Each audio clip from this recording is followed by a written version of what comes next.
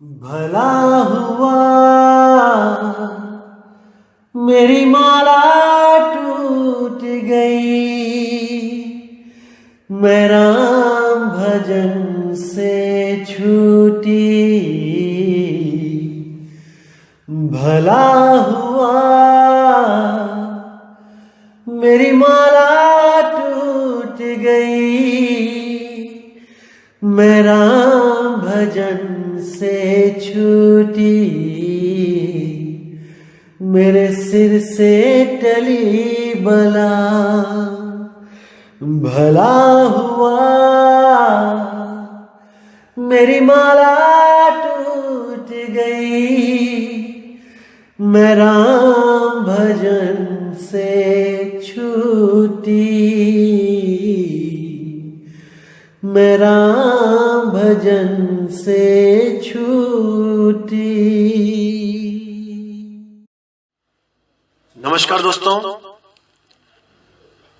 मैं परमात्मा से यही दुआ करूंगा, यही मालिक से अरदास करूंगा कि आप सब मेरे भाइयों की विवेक शक्ति इतनी ज्यादा बढ़ जाए कि आप इस मूल ज्ञान को, बंदी छोड़ सतगुरु कबीर साहब के इस मूल ज्ञान को बिल्कुल सटीक समझ जाओ।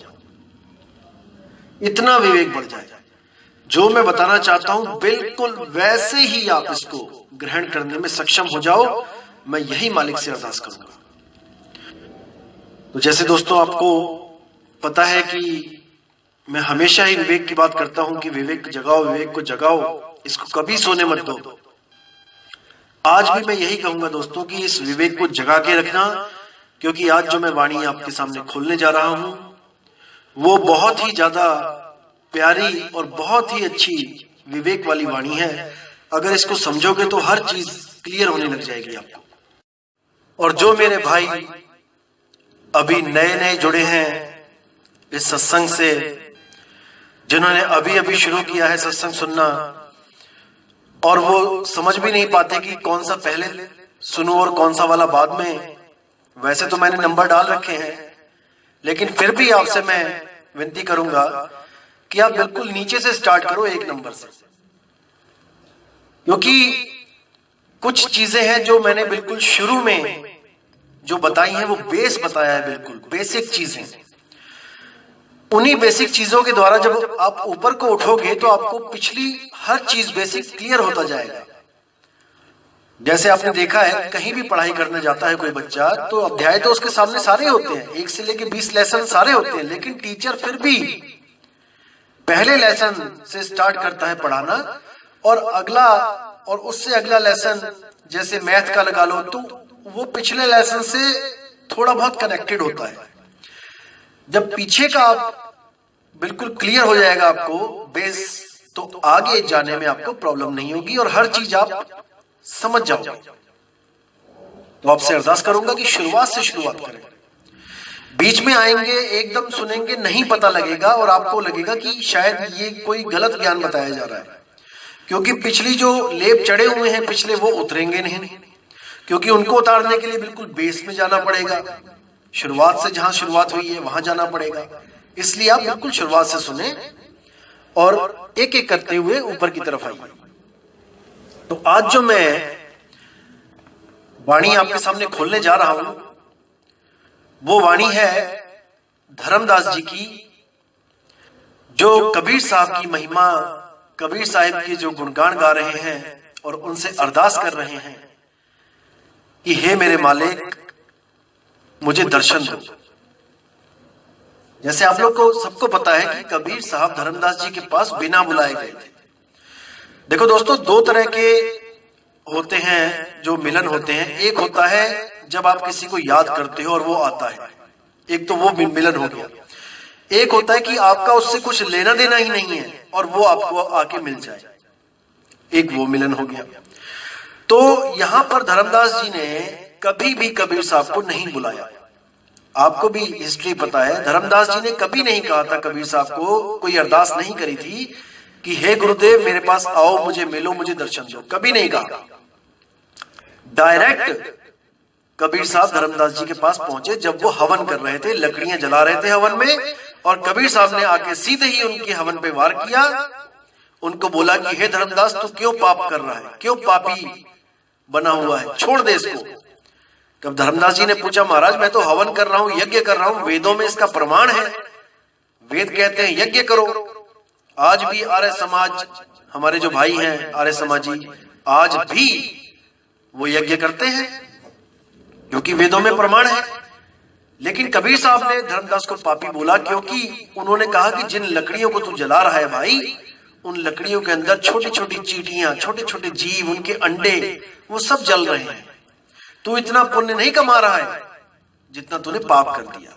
तब वहां पे धर्मदास जी की आंखें खुलती हैं और वो भाग के जाते हैं कबीर साहब के पास उनके चरण पकड़ने, लेकिन कबीर साहब वहीं से अदृश्य हो जाते हैं, एकदम वहां से गुप्त हो जाते हैं।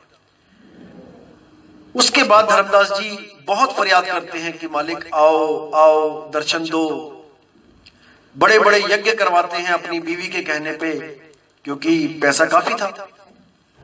उनकी बीवी कहती है, अरे साधुओं का क्या है, जहां पे पैसा मिलेगा, जहां पे भोजन मिलेगा, आ जाते हैं मक्खी की तरह। जहां गुड़ होगा मक्खी आ जाएगी भिन भिनाती हुई। तो धर्मदास जी ने जब उसकी बात मानी और यज्ञ कराने शुरू किए, तो कराते कराते कराते कई हजारों लाखों साधु भोजन कर गए, सारा भंडार खाली हो गया, लेकिन कबीर साहब के दर्शन नहीं हुए। तो कबीर साहब के दर्शन नहीं हुए तो फिर कहते हैं कि माया मिली न राम, माया भी गई, राम भी नहीं मिला, अब क्या किया जाए। तो दोनों मियां बीवी गंगा नदी में छलांग मारने के लिए जा रहे होते हैं कि अब तो प्राण जो है अपनी लीला खत्म कर देंगे। वहीं पे कबीर साहब प्रकट होते हैं और दोनों को रोकते हैं कि अरे क्या कर रहे हो ये आप, ऐसा मत करो, ये महापाप है, आत्महत्या महापाप है। तब धर्मदास जी ने बोला, महाराज जी कहां थे आप, अरे कहां थे आप, आपके चक्कर में, आपको बुलाने के चक्कर में मैं तो लुट गया, मैंने सारा भंडार खाली कर दिया, सारा पैसा उड़ा दिया सत्संगों में, भंडारों में, आप क्यों नहीं आए।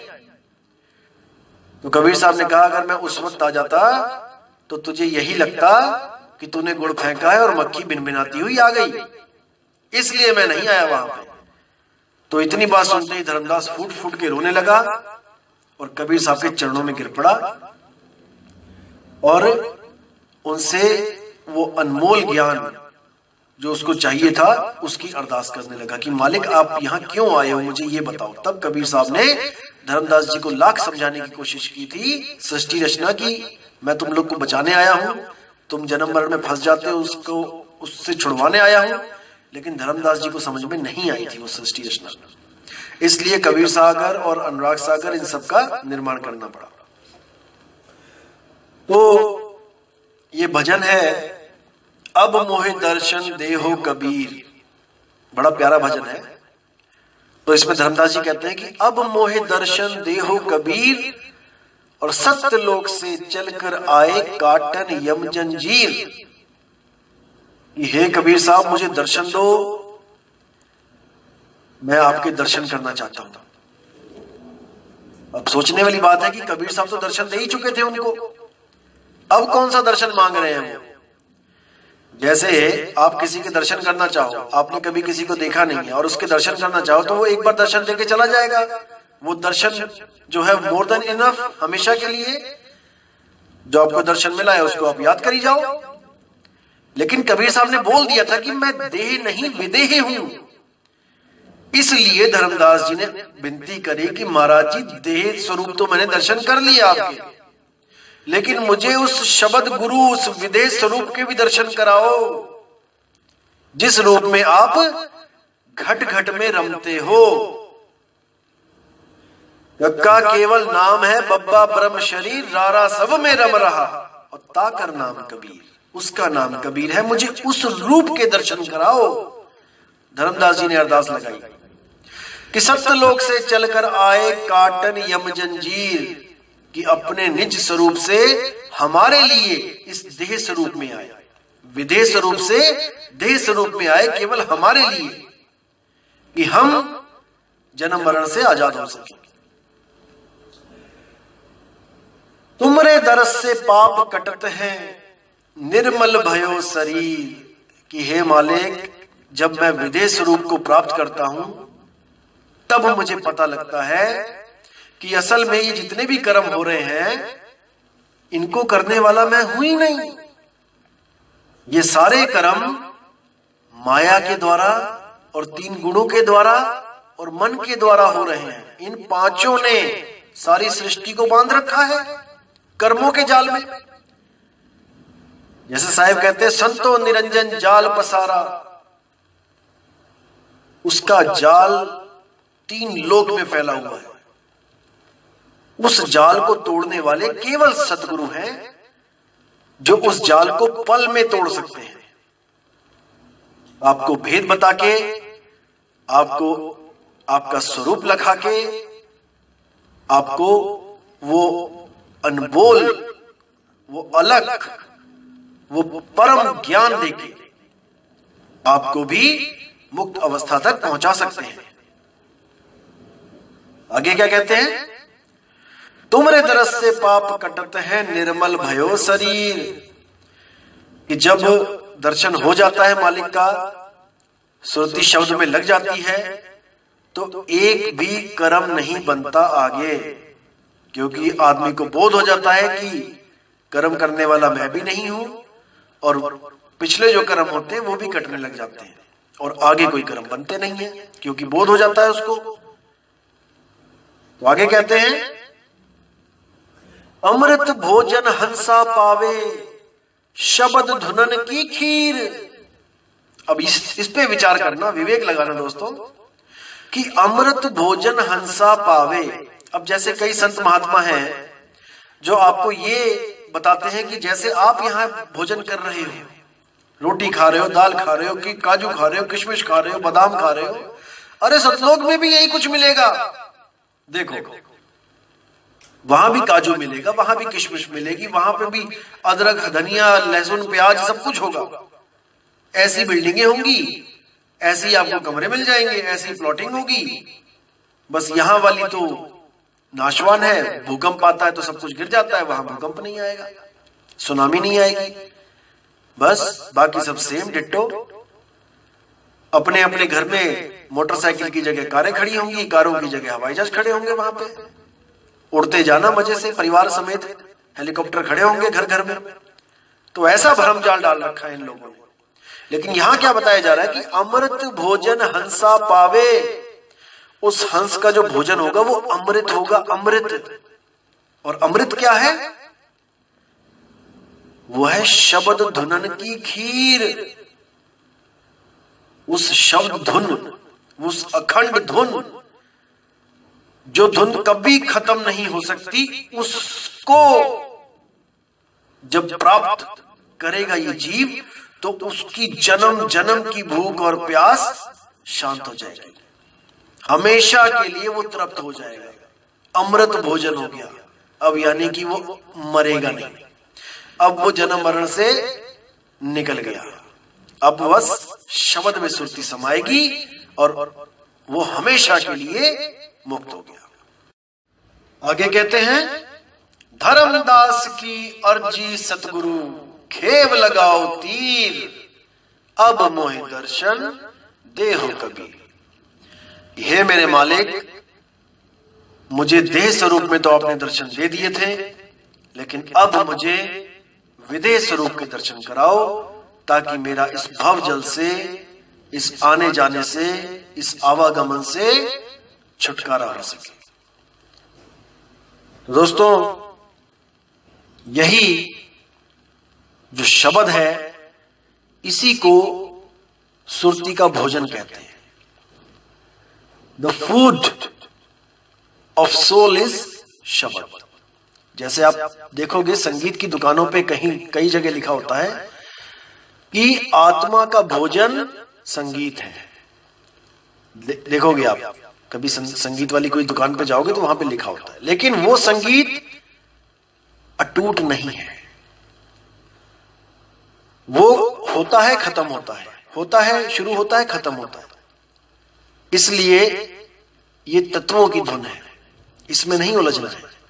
जो वो अखंड शब्द, अखंड नाम है, वो हमेशा हमेशा होता है, उसको कोई खत्म नहीं कर सकता।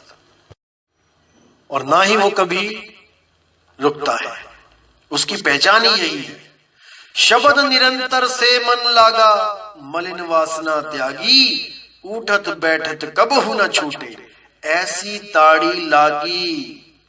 शब्द निरंतर, जो निरंतर हो रहा है बिना रुके, उस शब्द को सिमरण करना है, उस शब्द को, उसका ध्यान धरना है, उसको सहजता के द्वारा प्राप्त करना है और उसको प्राप्त करके सदा के लिए सहज हो जाना है। बस इतना सा काम है मूल ज्ञान में, और कुछ नहीं है।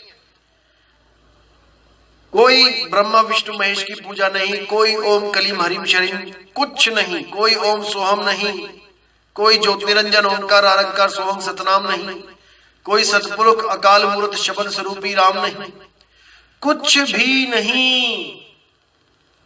जो चीज भी पकड़ोगे वही आपको उलझा देगी, क्योंकि आपने स्वयं को प्राप्त करना है। तो स्वयं को प्राप्त करने के लिए आप किस चीज को पकड़ोगे? जिसको भी पकड़ोगे वो आपसे भिन्न है, आपसे अलग है।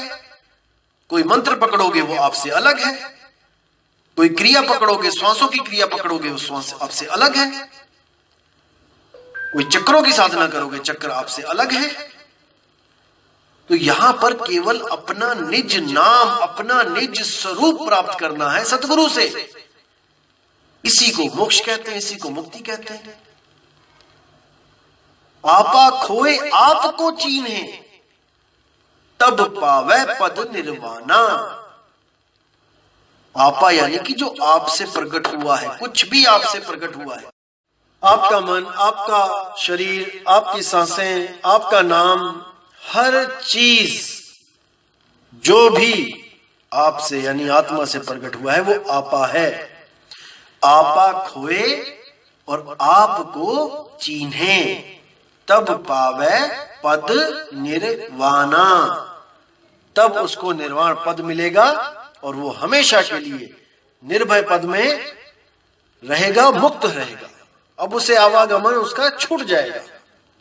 केवल यही एक रास्ता है मुक्ति का, अन्यथा कोई भी जाप ताप तंत्र मंत्र कुछ भी कर लो उससे कुछ नहीं हासिल होगा। अरे तंत्र मंत्र सब झूठ है, इनमें न उलझे कोई, और सार नाम जाने बिना कागा हंस न होए।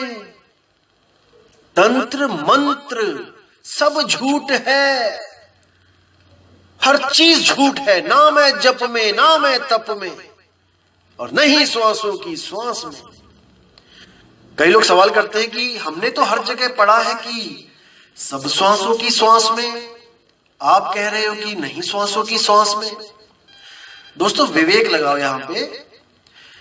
अगर कबीर साहब इस वाणी में बोल दे कि सब श्वासों की श्वास में, तो उन्होंने तो भेद खोल दिया भाई। उन्होंने तो साइन करके दे दिया आपको लेटर कि भाई वो वहीं पे मिलेगा, फिर तो भेद खोल दिया। फिर उसके आगे ये क्यों बोला? खोजी होए तुरंत मिल जाऊं। फिर खोजी होने की जरूरत क्या है जब आपने ही बता दिया वो कहां पे है? फिर कैसे खोजी? खोजी वो होता है जो खोजता है। जब आपने हमारी खोज ही खत्म कर दी, आपने बोल दिया सब श्वासों की श्वास में, तो खोज खत्म हो गई। फिर खोजी तो बना रहा ही नहीं कोई भी, फिर कौन खोजी है? इसीलिए मैं बोल रहा हूं कि वाणियों में जहां मिलावट होती है, अपने विवेक के द्वारा उस मिलावट को हम सही करेंगे। ऐसा नहीं है कि हर जगह आपको मिलेगा सब श्वासों की श्वास में। आप गूगल पे सर्च करो, मोको कहां ढूंढे रे बंदे, इतना लिखो, उसके बाद लिखो ना श्वासों की श्वास में। आपको 5, 7, 10 साइटें ऐसी आ जाएंगी जिन्होंने यही शब्द छापा है और वहां पे लिखा है ना श्वासों की श्वास में। अब दोनों में से कौन सही कैसे पता लगेगा? विवेक के द्वारा, विवेक के द्वारा परखा जाएगा कि ये शब्द में मिलावट कहां पे है। दूध में जब लोग पानी मिला देते हैं और जब वेरका कंपनी में या किसी और कंपनी में जब जाते हैं, तो जब वहां पे अपना दूध रखा जाता है सामने उनके, तो वो क्या करते हैं? क्या वो अपनी इन आंखों से देख सकते हैं कि कितना पानी मिलाया गया है? नहीं। वहां पे एक मीटर होता है, वही मीटर विवेक का काम करता है। उस मीटर में, लैक्टोमीटर में जब दूध डालते हैं तो उसी वक्त पता लग जाता है कि इसमें कितनी फैट है। भले 100 बार वो दूध वाला बोलता रहे, नहीं बाबूजी पानी नहीं मिलाया, नहीं बाबूजी पानी नहीं मिलाया, अरे मीटर बोल रहा है, तेरी कौन सुनेगा वहां पे।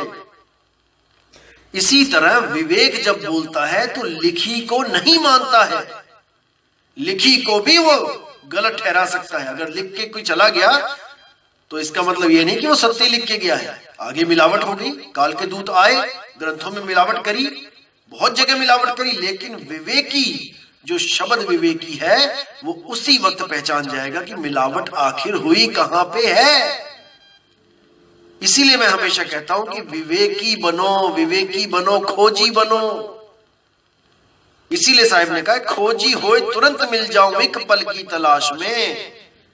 अगर सांसों को बोलते तो फिर तो वो सुअर भी सांस ले रहा है, फिर तो कुत्ता भी सांस ले रहा है, फिर तो बैल बकरी भी सांस ले रहे हैं, तो ये तो 84 लाख जून है, यानी सांसों में कबीर है तो 84 में कबीर है।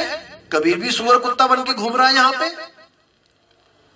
बिल्कुल नहीं, वो हम में होता हुआ भी हमसे अलग है, इसको जानना पड़ेगा दोस्तों। हमसे होता हुआ भी हमसे अलग है, वो 84 में नहीं है, वो अजूनी है, वो विदेही है। लेकिन ये तब पता लगता है जब एक भेदी गुरु आपकी जिंदगी में आ जाता है, तब आपको समझ में आता है कि वो हम में होता हुआ भी हमसे जुदा कैसे है, हम में रमता हुआ भी हमसे परे कैसे है। तो दोस्तों इसको समझना पड़ेगा। ज्ञान बिल्कुल सिंपल है, लेकिन आज तक हमें उलझाया जा रहा था इन अधूरे संतों के द्वारा, इसलिए हम आपस में भी झगड़ा कर रहे थे, एक दूसरे को गालियां भी दे रहे थे, लेकिन भेद नहीं समझ पा रहे थे कि कबीर बाणी है क्या चीज। जो भी संत आपको जोड़ रहा था 13वें पंथ के नाम पे लेके, आपको सारी कहानी वो 12वें पंथ की सुना रहा था। आपकी संध्या आरती क्या, आपकी सुबह उठ के आरती क्या, खाने के बाद आरती क्या, सारा तो आपको 12वें पंथ का बताया जा रहा था। 13वें पंथ का तो सिलेबस ही नहीं पढ़ाया गया वहां पे। उस 13वें पंथ में कबीर साहब, अगर 12वें पंथ में कबीर साहब आए तो उस आने का क्या फायदा, जो सिलेबस तो वही है। अगर सिलेबस ही चेंज ना किए तो क्या फायदा आने का, वो तो उनके ना आने से पहले भी चल ही रहा था वहां पे। तो इसीलिए बोल रहा हूं कि जब 13वें पंथ में कबीर साहब आते हैं तो सब पंथों का सिलेबस खत्म कर देते हैं। किसी संत का नहीं चाहिए हमें, केवल मूल कबीर साहब का ज्ञान चाहिए, मूल ज्ञान। जैसे दोस्तों आपको पता है कि मैं मदन साहिब के पंथ में हूं, लेकिन आप शुरू से देख लो, पहली ऑडियो से लेके आखिरी ऑडियो तक देख लो, मैंने केवल एक बाणी उठाई है मदन साहिब की, एक बाणी। अभी दूसरी बाणी नहीं बताई आपको मैंने कि मदन साहिब की और कितनी बाणियां हैं।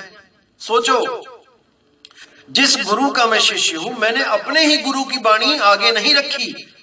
और कई लोग क्या सोच रहे हैं कि एक ही बाणी लेके उछलते रहते हैं। अरे भाई, वो एक बाणी ही एटम बम है, परमाणु बम है, वो एक ही गिरता है पूरे शहर पे, 10-20 नहीं गिरते हैं। वो एक ही जब गिरता है तो पूरा शहर खाली हो जाता है। तो ये मदन साहब की जो एक बाणी है, ये इतनी सटीक बाणी है कि इस एक बाणी को समझने भर से सारे ग्रंथों का सार आ जाता है हाथ में। ये वाणी सार की वाणी है। जैसे आप देखोगे कि 10 किलो सेबों का अर्क जो होता है वो 100 ग्राम की शीशी में आ जाता है। उसी में पानी मिला मिला के दोबारा से 10 लीटर जूस बना लो उसका, जिसको हम कॉन्सेंट्रेटेड कह देते हैं। तो सार जो निचोड़ होता है वो एक वाणी में भी मिल जाएगा आपको, अगर वाणी सटीक सार शब्द पे निशाना दे रही हो तो। दोस्तों, उम्मीद करता हूं कि आप सबका विवेक जाग रहा है और आप सबको अच्छी तरह ज्ञान समझ में आ रहा है। और मैं मालिक से हमेशा यही चाहूंगा कि आप जल्दी से जल्दी, वैसे तो ये मार्ग सहज का है दोस्तों, मैं बताना चाहूंगा, लेकिन विवेक की बात कर रहा हूं मैं कि जल्दी से जल्दी आपका विवेक जागृत हो जाए, ताकि आपको हर वाणी, हर मेरा सत्संग बड़े प्रेम से, बड़ी सहजता के साथ बिल्कुल क्लियर होता जाए, पानी की तरह स्मूथ, हर चीज बिल्कुल क्लियर होती जाए। मैं बस यही चाहूंगा आपसे, मालिक से यही अरदास करूंगा। तो दोस्तों, इसी के साथ मैं अब विदा चाहता हूं और बहुत जल्दी अगला सत्संग लेके आपके सामने आऊंगा। तब तक के लिए मुझे आज्ञा दीजिए। जय गुरुबंदी छोड़ वैराग साहिब जी, जय गुरुबंदी छोड़ मदन साहिब जी, जय जय बंदी छोड़ सतगुरु सत्य कबीर साहिब जी की सदा ही जय हो। साहिब बंदगी सतनाम।